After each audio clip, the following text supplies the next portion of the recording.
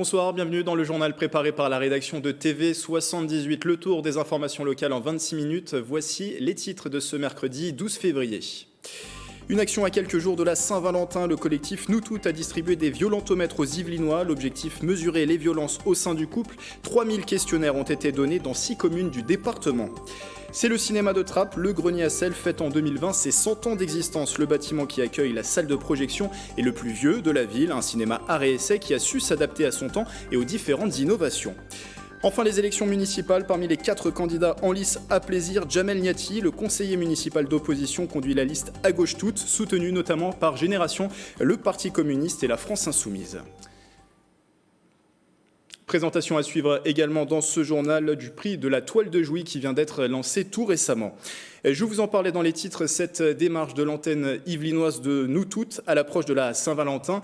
Elle a distribué des violentomètres il y a quelques jours, un outil pour mesurer les violences conjugales. Marie-Lénia Pichino a suivi l'action à Versailles. Bonjour madame, je peux vous laisser ce petit questionnaire, c'est sur les violences faites aux femmes. Ce questionnaire, c'est un violentomètre, un outil de mesure des violences psychologiques et physiques au sein du couple. Cet outil permet de se situer, de voir si on est dans la zone verte, ce qui est très bien, ou dans la zone orange, où là il faut commencer à réagir, et la zone rouge, où là il faut vraiment partir et se faire aider. Ça peut être un outil qui amorce le dialogue. D'accord, voilà. C'est bien ce que vous faites. Merci madame. À l'approche de la Saint-Valentin, le collectif Nous Toutes 78 s'est dit que cette fête des couples serait meilleure sans violence. Ils sont 30 à distribuer 3000 violentomètres tout le week-end dans 6 communes des Yvelines. Donc notre but est plutôt d'attirer l'attention et d'éveiller. Et puis aussi de permettre à certaines personnes qui n'osent pas aborder les sujets, peut-être d'ouvrir la discussion ou de les aider à prendre conscience des climats des violences qu'elles peuvent vivre. Je pense que c'est un outil pour une prise de conscience, oui, c'est très bien. Moi, je trouve que c'est bien, ça permet quand même aux gens d'évaluer, en fait, parce qu'on peut toujours se dire, voilà, c'est non, il va changer, c'est toujours ce qu'on se dit, et puis en fait, non, il change jamais. Et effectivement, ça permet de mettre des mots sur des actions et sur des ressentis. Le collectif Nous Toutes des Yvelines envisage déjà de recommencer l'expérience pour poursuivre la sensibilisation. Prochaine distribution prévue devant l'université Versailles-Saint-Quentin en Yvelines à destination des étudiants. Depuis le 1er janvier 2020, 10 femmes ont été tuées par leur conjoint ou ex-conjoint, dont une dans les Yvelines, selon le collectif. Dans l'actualité également, 40 véhicules électriques Renault Zoé ont été livrés au conseil départemental à Versailles en provenance de l'usine de Flins-sur-Seine. En tout, ce sont 185 voitures qui seront mises à disposition. Un investissement de 4,5 millions d'euros pour renouveler la flotte de la collectivité. Participer également à la transition écologique du département. Une nouvelle commande de 200 autres véhicules est prévue pour l'année 2021. Les propos recueillis par Mathilde Demilly et Jade Brun. Je crois profondément aux nécessités de la transition énergétique, je crois profondément à la nécessité qu'il y a que chaque collectivité à son échelle essaye d'être un bon élève et que ce sont des petites gouttes, 200 voitures. C'est vrai qu'à l'échelle des Yvelines, où il y a plusieurs centaines de milliers de voitures qui sont la propriété des habitants, ça paraît être une toute petite goutte, mais je pense que c'est un premier exemple. C'est un calcul, je pense, réfléchi. Il ne faut pas oublier que la consommation de carburant, donc du coup, sera à zéro pendant pas mal d'années. Je pense qu'ils vont garder les véhicules assez longtemps, donc le retour sur investissement sera net et clair.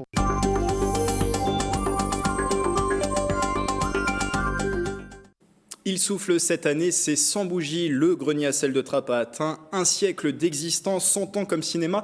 Pour ce bâtiment déjà présent à l'époque médiévale dans la ville, la salle Art et Essai a franchi les années sans cesser de se renouveler. Le reportage sur des images de Patrick Jacques de Dixmude. Il s'est appelé au cours de son existence la Grange de Douer, puis le Normandie, avant de devenir le Grenier à Sel à la fin des années 1970. L'activité cinématographique de ce lieu emblématique de Trappes démarre après la Première Guerre mondiale, mais son histoire remonte à bien plus loin. Les prémices de ce bâtiment, le plus vieux de la ville, sont visibles à la fin du Moyen-Âge. Le grenier est alors un dépôt de sel collecté par un impôt, la gabelle. Ce bâtiment il a participé à la gabelle, donc à l'impôt sur le sel. Et la grandeur de cette bâtisse nous laisse entendre que c'était un lieu de stockage mais aussi un lieu de vente. Le site devient ensuite au XVIe siècle une poste aux chevaux, un service de relais pour le transport des voyageurs et leurs bagages. L'histoire du grenier à sel est en fait liée à celle de l'Étoile d'Or, l'auberge attenante. En 1919, le propriétaire du lieu demande à la mairie l'autorisation de créer une activité cinéma fixe à une époque où les projections sont plutôt itinérantes. Les premières séances ont lieu dès 1920. La grosse activité cinéma démarre officiellement en 1945. À la sortie de la guerre, où le cinéma, où la Grange devient le Normandie, le cinéma Le Normandie. Et le Normandie s'arrête en 1975, puis le bâtiment est repris par la ville. Restauration en 1979 qui laisse apparaître les pierres meulières du bâtiment encore visibles aujourd'hui. Un lieu avant tout d'innovation technologique, le cinéma inaugure en 1964 un écran révolutionnaire, le deuxième du type installé dans le monde, l'Héraclorama. C'était un écran courbe avec des lamelles en métal qui permettaient d'avoir, avec un certain objectif, qui permettait d'avoir une impression de profondeur. Donc on pouvait projeter n'importe quel film du commerce et avoir une impression de profondeur. C'était pas le relief encore, mais c'était déjà une grande avancée technologique. En 2012, le grenier à sel s'équipe d'un projecteur 4K, l'une des premières salles à se convertir à l'ultra haute définition. Malgré son grand âge, le cinéma de Trappes n'a cessé de se renouveler, un œil toujours tourné vers l'avenir. Et bon anniversaire au grenier à sel. On reste d'ailleurs sur place pour connaître la programmation des films à l'affiche cette semaine. Comme chaque mercredi, c'est notre rendez-vous habituel dans les salles du cinéma du territoire. Et c'est au micro une nouvelle fois de Patrick Jacques de Dixmude.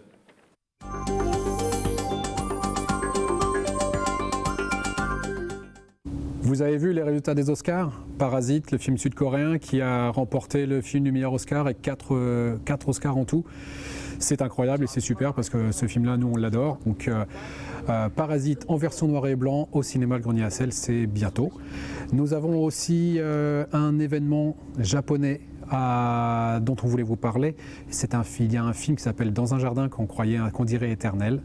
C'est l'histoire de deux jeunes filles qui vont découvrir la cérémonie traditionnelle du thé. C'est l'occasion pour nous de faire avec des dégustations de thé évidemment, puisque c'est le sujet du film, mais aussi il y aura un thé gratuit et il y aura aussi des pâtisseries et des mini bento à acheter.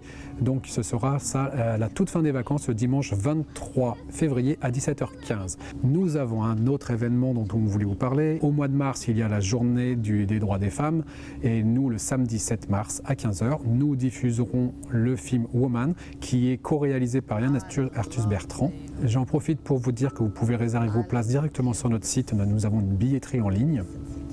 Et nous avons une innovation aussi, un système qui s'appelle Toavox, qui permet aux malentendants, malvoyants, sourds, non-voyants de venir profiter du cinéma comme nous tous. Si vous voulez en savoir plus, vous regardez sur notre site ou vous demandez à l'accueil au cinéma.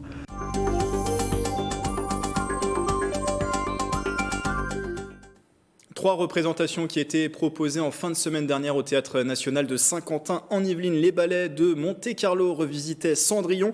Aurélie Ronze a pu assister à la répétition générale de la compagnie monégasque.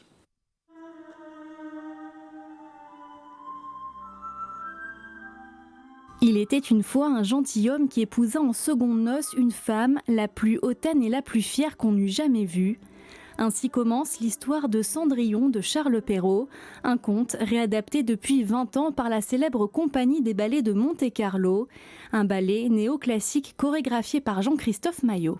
La base de son travail est toujours du classique, c'est sur pointe, mais c'est très moderne, c'est quelque chose qui est très différent de ce qu'on connaît habituellement et c'est ça qui fait la force des ballets de Jean-Christophe. C'est la 5e fois que la compagnie monégasque vient présenter ses ballets sur la scène du théâtre de Saint-Quentin en Yvelines. Durant 2 heures, une 50aine de danseuses et danseurs font revivre la célèbre histoire sur une musique de Prokofiev. Sur scène, tout scintille, vibre, rêve.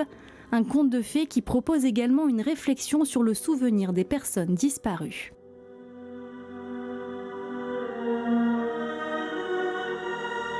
Il y a toujours ce pendant chez Jean-Christophe Maillot d'avoir 2 personnages comme ça qui racontent une histoire. Et effectivement, la maman de Cendrillon qu'on connaît tous dans l'histoire, qui est décédée dès le début du spectacle.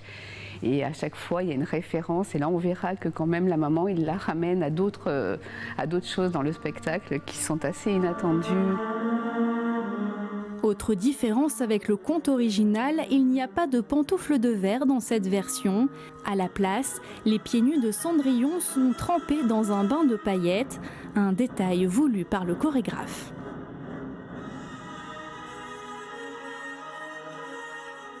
Pour lui, le pied de la danseuse, évidemment, c'est quelque chose de fondamental sur la silhouette et sur l'histoire même d'une danseuse. Et le fait de la plonger dans des paillettes et de magnifier le pied, c'est Cendrillon. C'est le clou de l'idée du ballet. Un pied scintillant qui saura séduire le prince et le public. Un ballet où l'émotion, mais aussi les sourires sont au rendez-vous et qui se termine par cette phrase bien connue « Ils vécurent heureux ».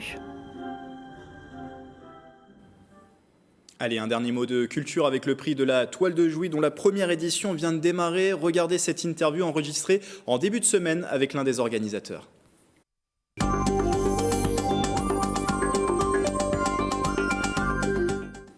Avec moi en plateau, Étienne Mallet, bonsoir. Bonsoir. Président des Amis du Musée de la Toile de Jouy à Jouy-en-Josas, la commune, lieu de création au XVIIIe siècle de ce célèbre tissu créé par Oberkampf qui jouit encore, c'est le cas de le dire, d'une belle réputation aujourd'hui. Les créateurs s'en inspirent. L'association avec le Musée de la Toile de Jouy ont lancé en janvier un prix de la Toile de Jouy. C'est jusqu'au 16 mai. Le dépôt des candidatures est fixé jusqu'au 15 mars. Déjà, pourquoi lancer ce prix? Quels sont les objectifs? Écoutez, d'abord, il y a un engouement pour la Toile de Jouy, vous venez de le dire, pas seulement d'ailleurs dans notre région, mais au niveau international, c'est connu dans le monde entier. Et on s'aperçoit que de plus en plus de gens nous interrogent, viennent au musée, ce que je recommande vivement à tous les téléspectateurs de faire, parce qu'il y a des expositions permanentes, temporaires, etc.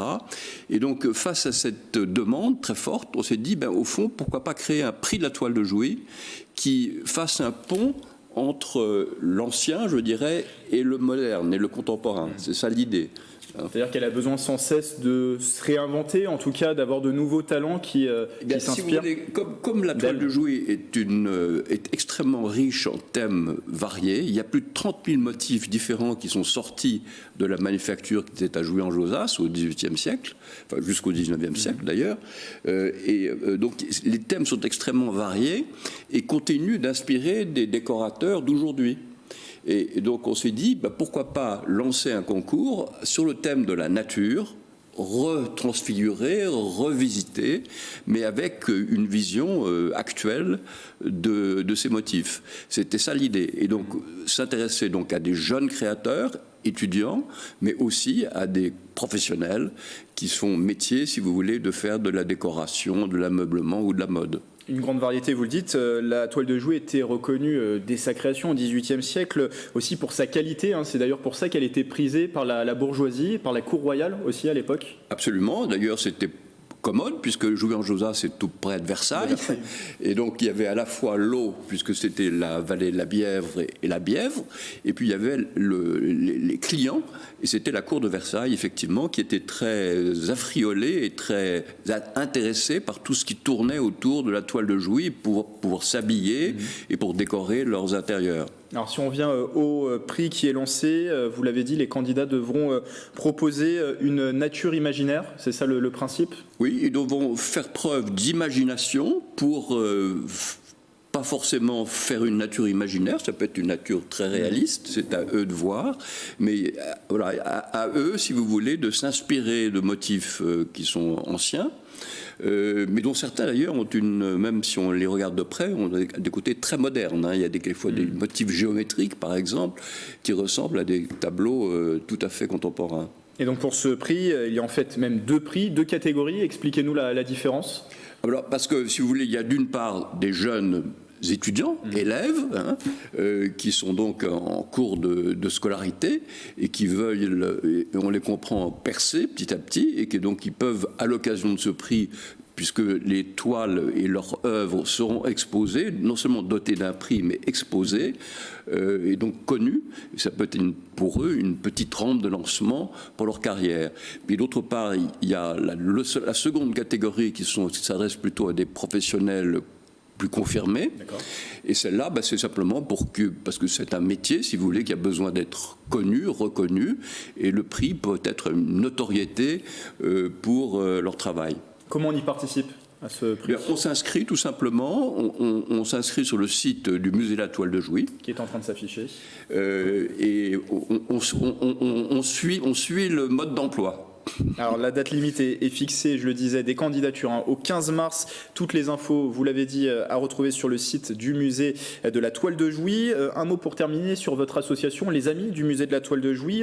Quel est son rôle et finalement quel complément avec ce musée qui est situé à Jouy-en-Josas? Eh bien, si vous voulez, son rôle, c'est d'accompagner le développement de ce musée.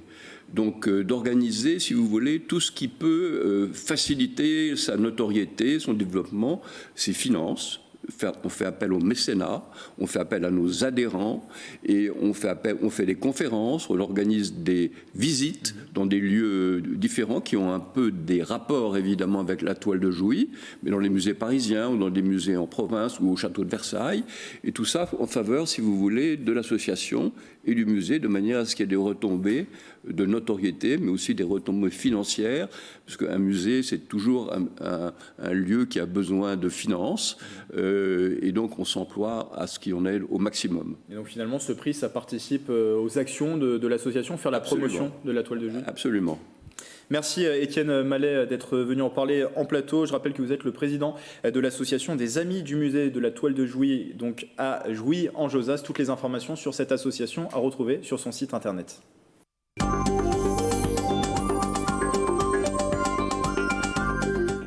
La partie de ce journal dédiée aux élections municipales, et c'est à la ville de Plaisir que nous nous intéressons ce soir. 4 listes sont pour le moment candidates au scrutin, soutenues par Europe Écologie Les Verts et le Parti Socialiste. L'élu d'opposition Annie-Joëlle Priou-Azny est à la tête de TAF, le nom de cette liste, Tout à faire pour Plaisir. Reportage de Marilène Yapichino lors d'une déambulation. Allez, on y va, c'est parti. Une déambulation au départ du quartier des Ébisoires pour les taffeurs. Les militants de la liste écologique et solidaire Tout à faire pour Plaisir, dite TAF, sont allés à la rencontre des habitants armés de branches de bambou pour présenter leur tract. Nous, on est sur le terrain à chaque fois, on rencontre les Plaisirois et on voit que, eux nous disent qu'il y a des dysfonctionnements. On écoute ce qu'ils nous disent et non seulement on écoute, mais on s'est aussi engagé à travailler là-dessus et à faire des propositions. Des propositions également réfléchies lors d'ateliers avec les Plaisirois depuis fin novembre, orientés sur les solidarités en recréant du lien entre les quartiers et entre les générations et sur l'écologie. Plaisir, malheureusement, est voué aux voitures.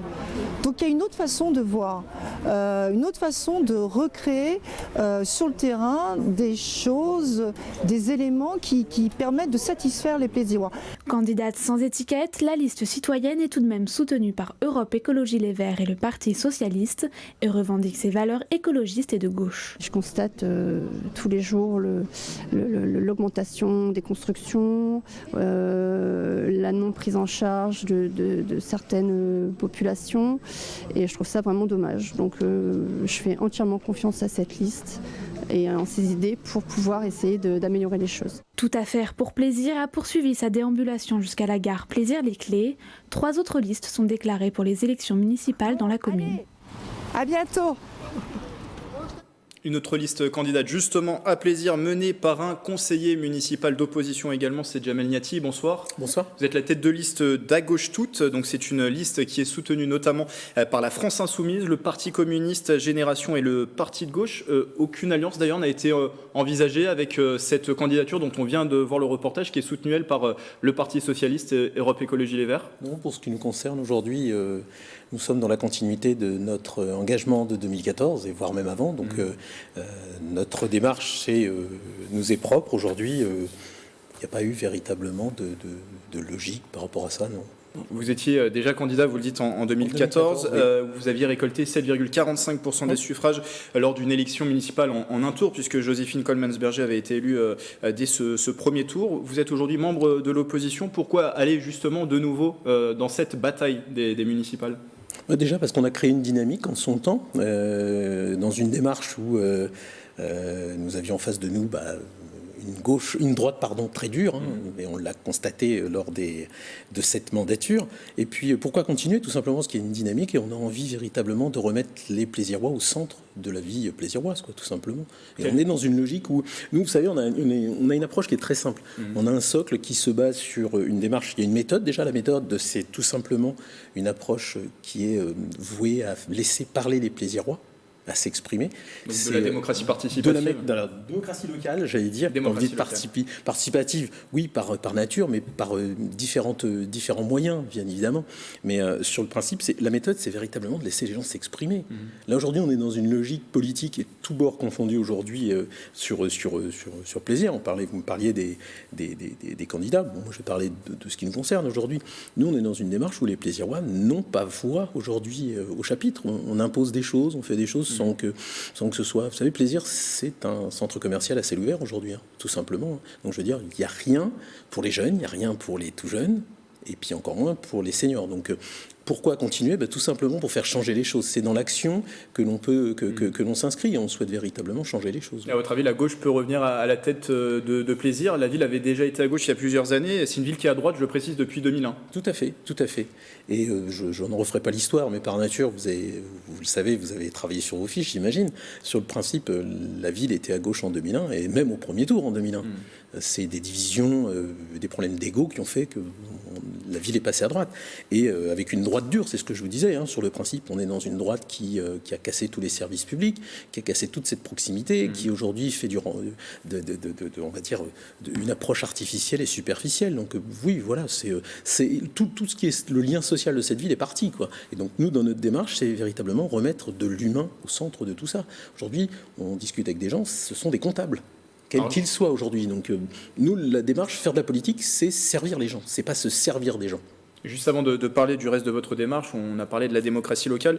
Votre regard sur le travail qui a été mené par la précédente majorité, celle qui est allée donc de 2014 à 2020 et qui a été menée par la maire sortante, Joséphine Coleman-Berger. Quel est le regard que vous portez? Si j'osais, je vous dirais, regardez ce qu'en dit son plus fidèle lieutenant, qui a un regard qui est beaucoup plus acéré que le nôtre. Nous, on avait voilà, pour ne pas le nommer, sur le principe, nous on a on a été lucide depuis le début. On a dénoncé l'approche déjà autocratique et l'autoritarisme de Madame Coleman-Berger. Il s'avère que elle a perdu pas mal de ses colistiers, je crois un tiers, si je ne m'abuse. Donc voilà, on a eu tort d'avoir raison avant tout le monde. Sur le principe, il n'y a aucune concertation, c'est de la communication, mais de bas étage, c'est du rempolinage, comme on dit. Nous, sur le principe, la démarche, elle est très simple, c'est de remettre Plaisir au centre de la vie des Plaisirois. Aujourd'hui, Plaisir, c'est une cité dortoir, il ne faut pas se voiler la face. Rien n'est fait, rien n'est mis en œuvre. Et pourquoi? Parce qu'il n'y a pas de concertation sur Plaisir, il n'y a aucune concertation. Je veux dire, on vient... vous savez, le plus dur dans cette ville, c'est de se faire élire, j'allais dire. Effectivement, c'est compliqué.